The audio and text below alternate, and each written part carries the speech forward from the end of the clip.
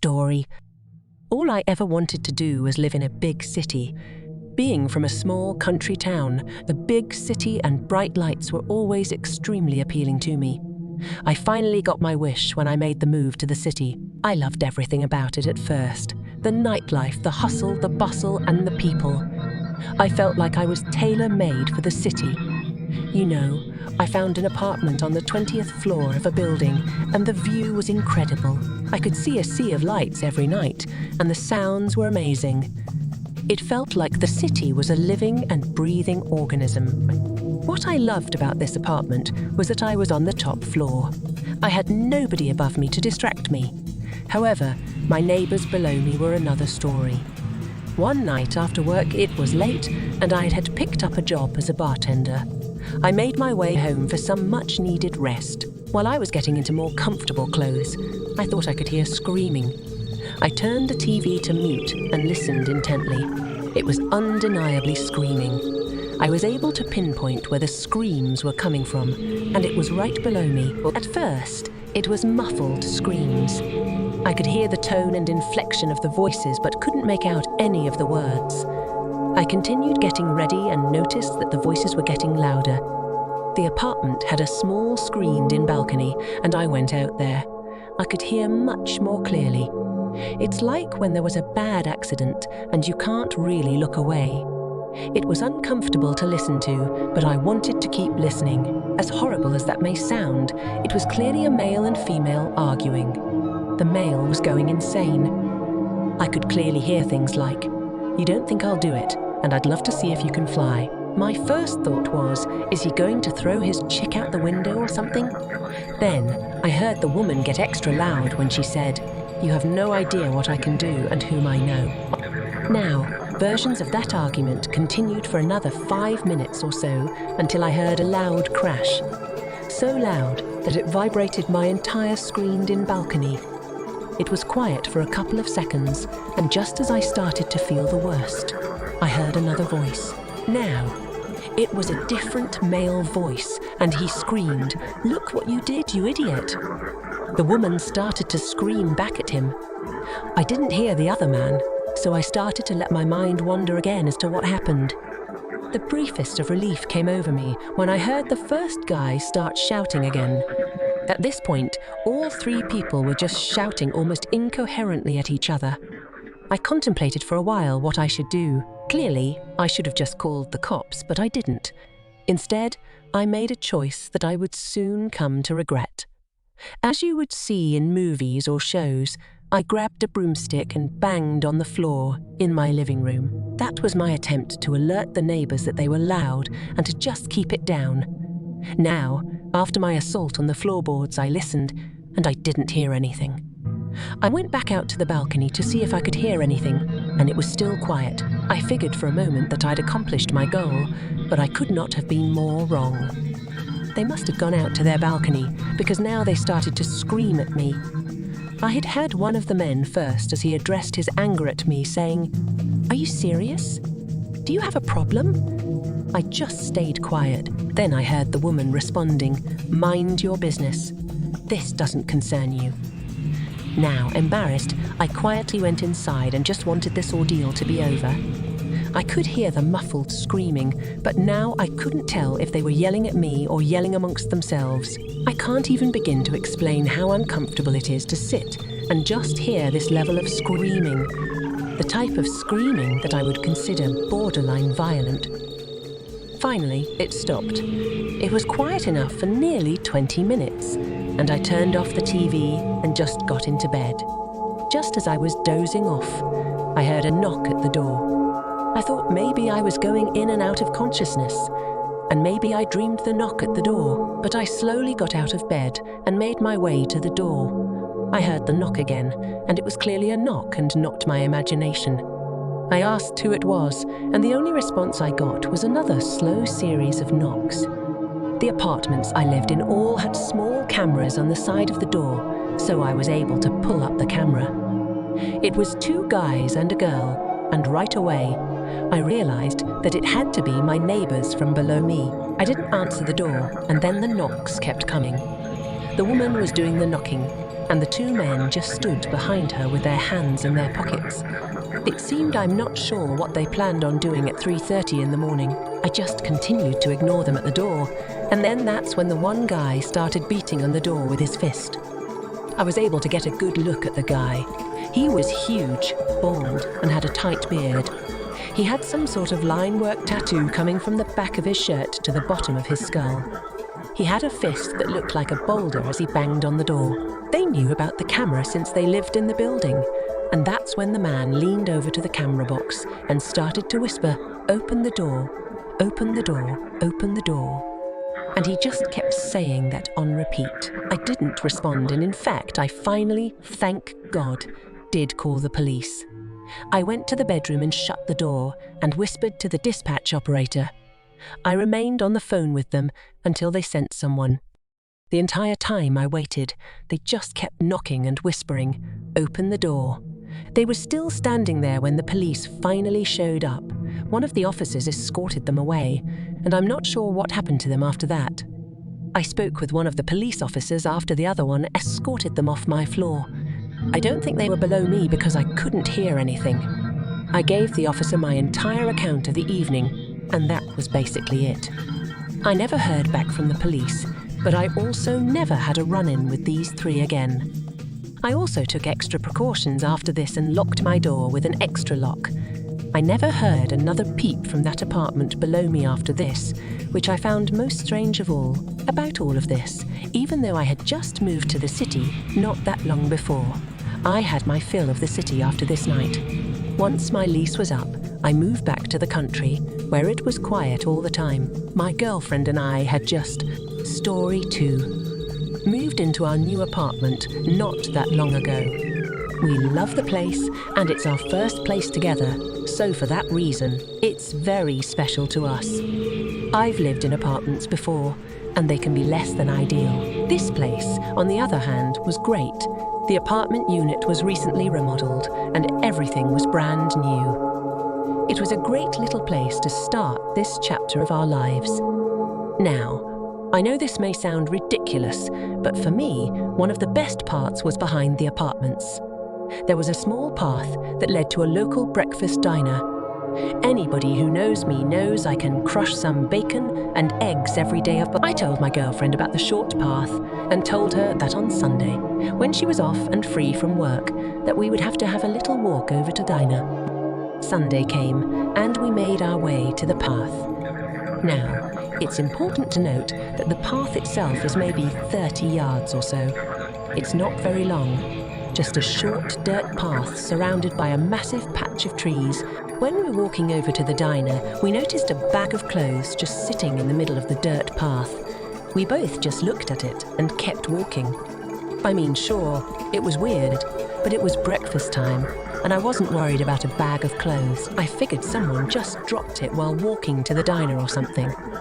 After our amazing breakfast, we walked back and noticed that the bag was gone. I said to my girlfriend, "See, I told you someone just dropped it," and she begrudgingly agreed, but we went about our day. I worked from home during the week, so I'd stroll over to the diner every morning. The next day, as I walked to the diner, I noticed the bag again. This time, it was to the side of the path instead of in the middle of the walkway. I figured I must have missed it yesterday, and someone had probably moved it. That's why we didn't see it when we walked back to the apartment after breakfast. On my way back, I spotted someone going through the bag. Cautiously, I walked by, noticing it was a peculiar-looking man.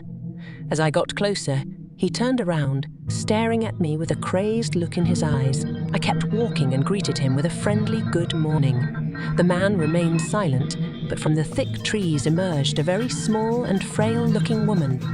Her legs resembled twigs, and she was missing most of her teeth. Instinctively, I jumped back because it was quite alarming.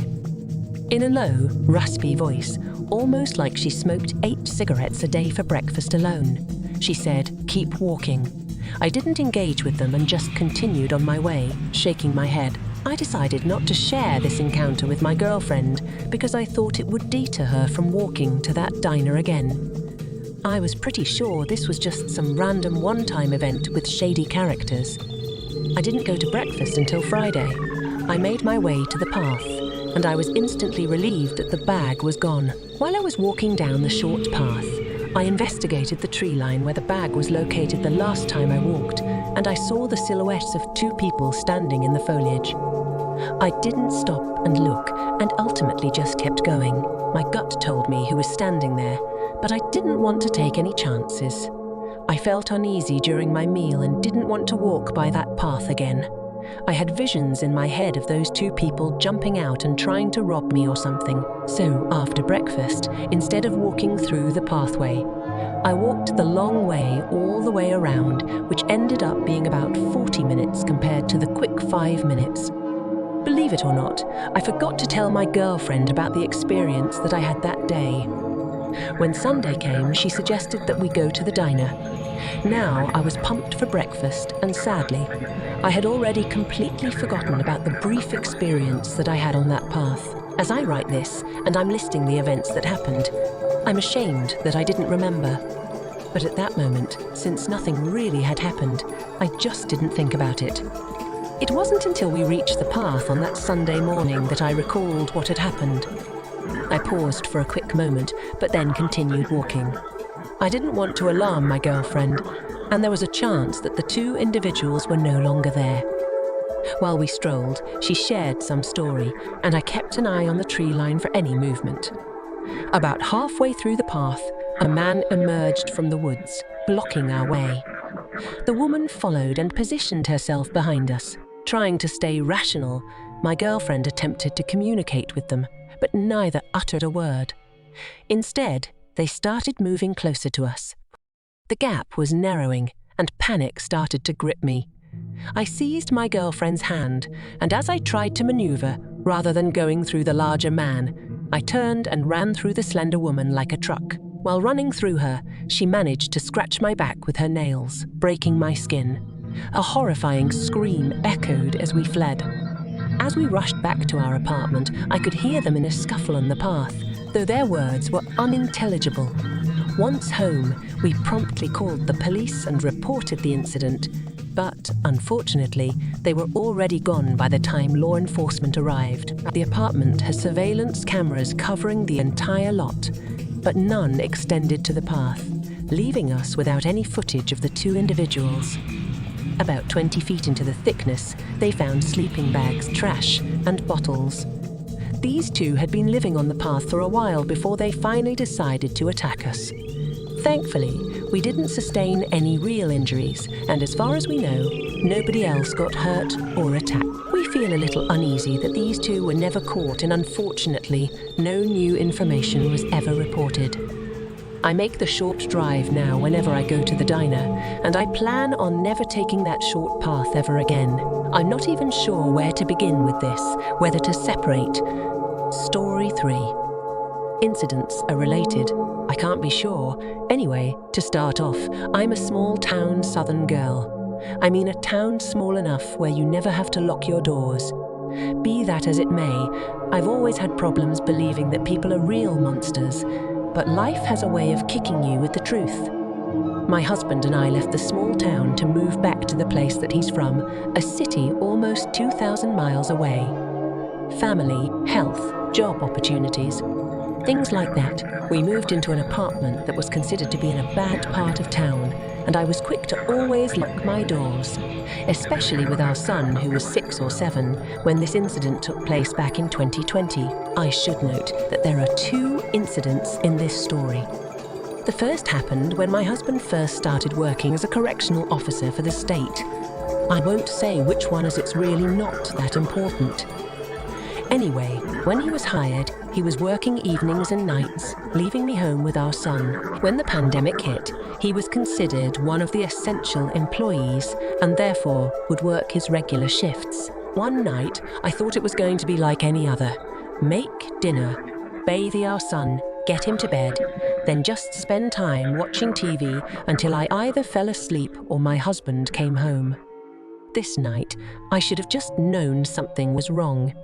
I had this innate sense of dread, and I couldn't figure out why.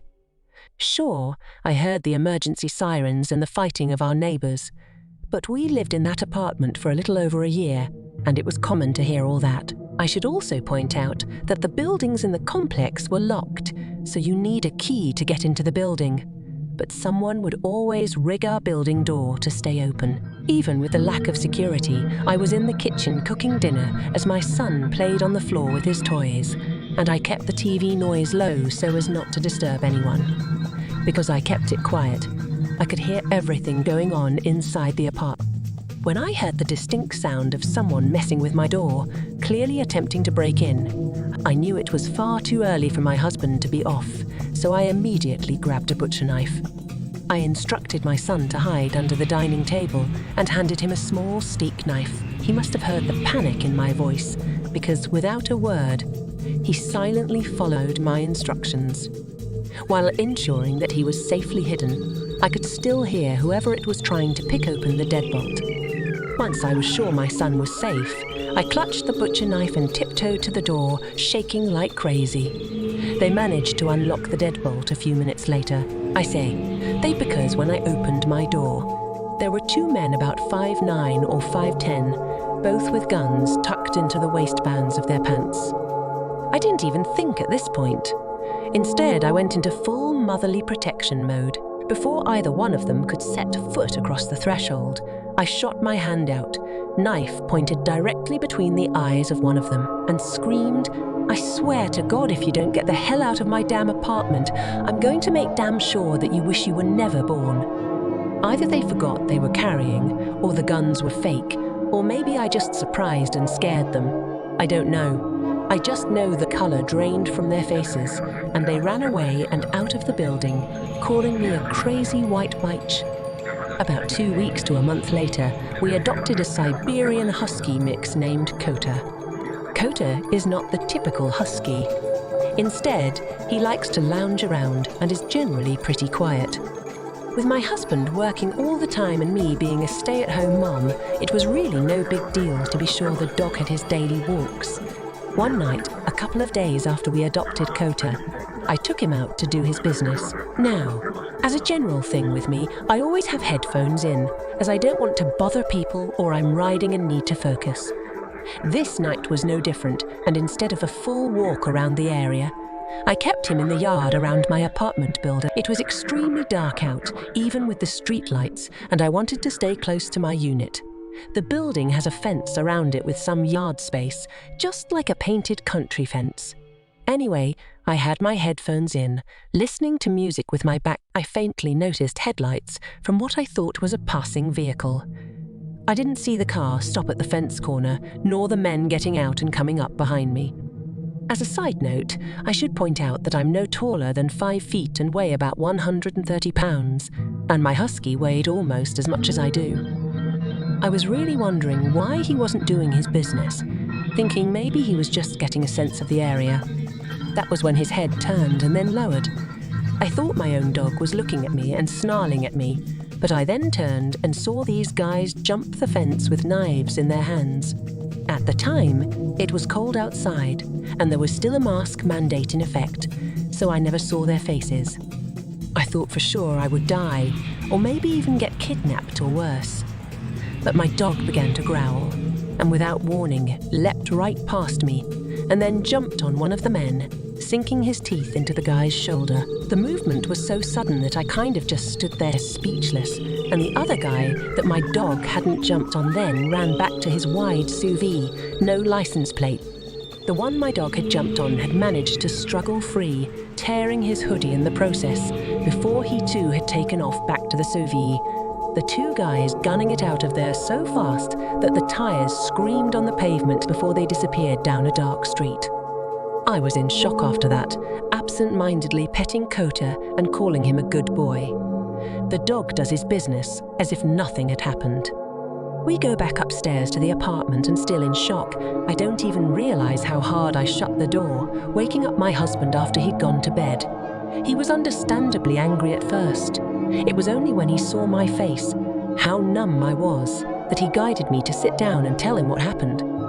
It took me a while, at least an hour, before I reacted or even spoke. I was almost catatonic. I never had someone attempt to do that to me before. Sure, I've had my fair share of horror story-esque experiences, but never an attempted kidnapping. When I finally told him, my voice was so quiet he could barely hear me, and I ended up having to repeat myself. It was only then that the gravity of the situation finally kicked me in the face. I started shaking, crying, and panicking so hard I couldn't breathe and wretched in the bathroom. I held it together just long enough to get it out. Once that had passed, my husband insisted I called the cops. It took about 20 minutes of coaxing, but I did. They showed up, and I spent 2 hours with a couple of officers trying to explain the whole situation. One of the officers had to sit me down and guide me through another panic attack. After I told them everything, they suggested I change my routine and that they would be doing some follow-ups with the leasing office to get security footage to catch the guys responsible. The cops showed up to the leasing office about an hour after they opened, but they had kept the doors locked during business hours and wouldn't answer the door. The officers told me this and then explained they drove around the complex to look for security cameras, but found none. So, they found out and then told me that the security the leasing office possessed was only one camera, which was pointed in the main office. They also had no security footage, and they boasted to have excellent security. Like I said before, I don't know if the two incidents of what happened to me are related or not. I personally don't think they are, but it was still very frightening to be in a location that I'm supposed to consider my home and then have my own home broken into. And I'm almost abducted right out of my yard. We ended up moving out a month later into a small-town neighborhood several miles away, where it's a hell of a lot safer. But that's my story. If anyone's ever feeling unsafe for reasons they can't explain or just a general sense of anxiety that something bad's going to happen, don't ignore it, and please stay safe. Story fair. I'm so glad that I don't live in apartments anymore. At least in the city I used to live in. I had a family across the hall from me, and they were okay people, except for their oldest son. He didn't say much, but when he did, he talked in a creepy kind of soft-spoken way, like Michael Jackson, but more like he was on something. He had offered to help us move my wife's stuff into our apartment when her family showed up with a U-Haul, and her family, being trusting people, said yes. Now, I was a bit hesitant, but we did need the extra help. We somehow got to talking about a pair of pants that I no longer needed, and he immediately goes, "Yo, can I have them?" "Sure, whatever, dude." He stares at the pants like he found a lost treasure. It was weird. As we're moving stuff, he then asks if there's anything else he can have. Creepy. I told him we'd let him know if something fit him that we don't want. After that, my wife knew firsthand just how weird he was. One time, he randomly knocked on our door and asked if we wanted to buy some candy. Fast forward a few months later, and some unrelated stuff in our apartment was making us uneasy, and we were seriously considering not renewing our lease. I knew it was time to leave when we were woken up at 60 AMF. One morning to hear the police shouting, "It's the police. Open up." They shout 2 more times, and then we hear a loud crack, and we saw through the peephole that they busted down a door. A week later, the family moved out. I hated that they left because other members of the family seemed pretty normal. Unfortunately, a week or 2 later, we see the older creepy son hanging around our hallway. I had nodded to him on my way out to get the mail, and I then called my wife, like, "He still here? What the hell?" She says I should strike up a conversation to find out if his family is still here and then act confused, even though we saw them taking out furniture. So when I came back to the apartment, I made eye contact and asked how his family's doing. "They're good," he responds. "Cool, cool. Good to hear. I haven't seen you all around lately. I thought I saw them moving stuff out. Wait, did you?" "Yeah, they moved."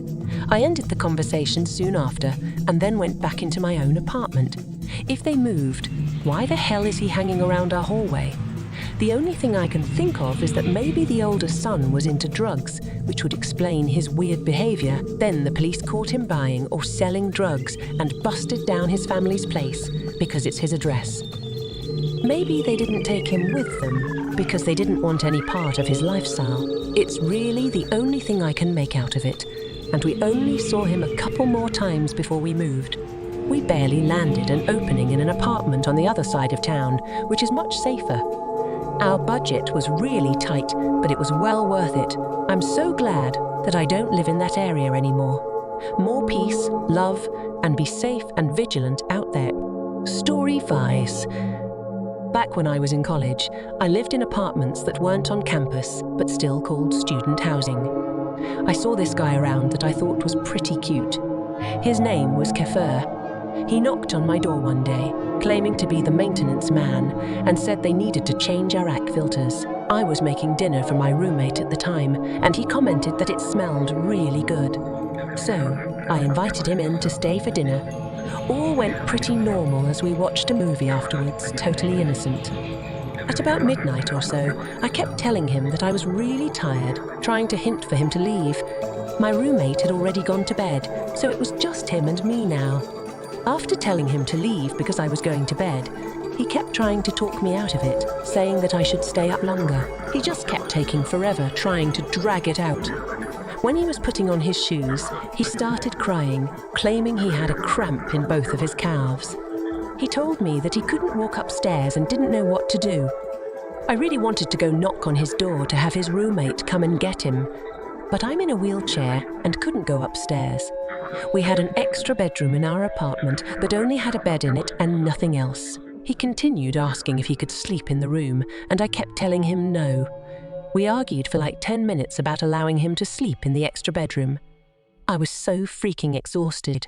I just went ahead and decided to let him. I locked my roommate's door and my door so that he at least couldn't come into our rooms. When I woke up the next morning, luckily he was gone and nothing was stolen.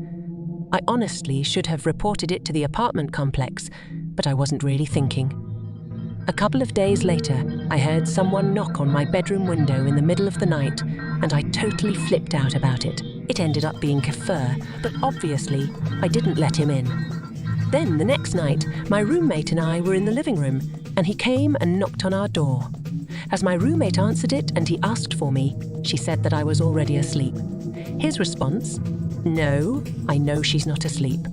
I look inside yours window, so I know she's awake." Yeah, Kefir was definitely a story sick. Around 4 years ago, my parents were going out, leaving me home alone for at least 3 to 4 hours. They left around 6:00 and said they would be home around 9 to 12. When they left, I went downstairs, got some snacks, and put on Netflix to browse for a new show. After about 2 hours of watching a new show, I heard a very strange noise coming from the front porch. Keep in mind, I have a wraparound porch with many windows. Being curious, I pulled back the curtains and looked out into the dark yard. After scanning the area, nothing seemed off until I saw a black silhouette of a man standing by the front door. I froze in fear, dropped the curtains, and ran upstairs into my parents' room. After 5 minutes of waiting, I decided to text my parents about the incident.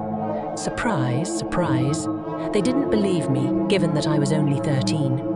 Sitting there, I thought maybe it was my imagination. I decided to walk back downstairs and finish my show. I realized the motion sensor light in the backyard was now on.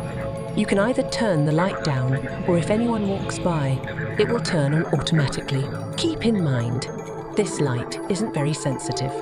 Most times, it turns on whenever a person or animal walks by. Once I realized what was going on, I ran back to my parents' room, once again in tears. I picked up the house phone to call the police when I heard a whisper from outside my window. "Hey, I know you're in there. Just come out real quick. I just want to talk." My heart dropped, and it felt like it was about to burst out of my chest. I froze in fear, then snapped back and called the police. The 911 operator told me to hide in a closet and stay quiet. She told me to stay on the line just in case anything else happens. Also, keep in mind that my house is around 15 minutes away from the nearest town. After sitting in my parents' closet, I heard the back door creak. Tears started rolling as I then heard someone walking around in the kitchen and living room. I told the 911 operator what was happening, and then I heard something fall over downstairs. Then, I heard the stairs creaking and a man walking around the bedrooms. Thank God I locked the bedroom door because he saw it was locked and just kept going, or so I thought. Well, after around 30 seconds, I heard the loudest bang of my life with a man screaming. Like a miracle, right after this, I heard police sirens and the man running away, then the back door slamming shut.